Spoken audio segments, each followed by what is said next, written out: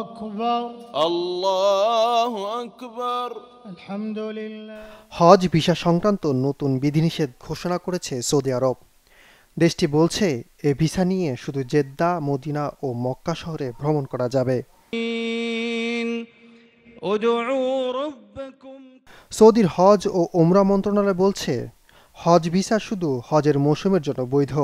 এর মাধ্যমে হজযাত্রীরা শুধু পবিত্র হজের আনুষ্ঠানিকতা পালন করতে পারবেন। মন্ত্রণালয়টি আরও জানিয়েছে হজ মৌসুমে এই ভিসার মাধ্যমে শুধু জেদ্দা, মদিনা ও মক্কা শহরে চলাচল করা যাবে। নির্ধারিত শহরের বাইরে ভ্রমণের জন্য এই ভিসা বৈধ হবে না।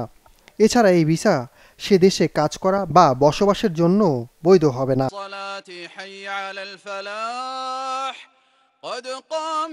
সৌদির হজ ও ওমরা মন্ত্রণালয়ের ঘোষণার বরাত দিয়ে বিভিন্ন সংবাদ মাধ্যমে খবরে বলা হয় এই বিধিনিষেধ লঙ্ঘন করলে সংশ্লিষ্ট ব্যক্তিকে নিজ দেশে ফেরত পাঠানো হতে পারে।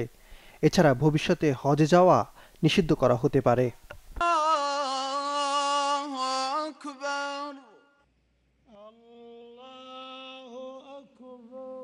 الله أكبر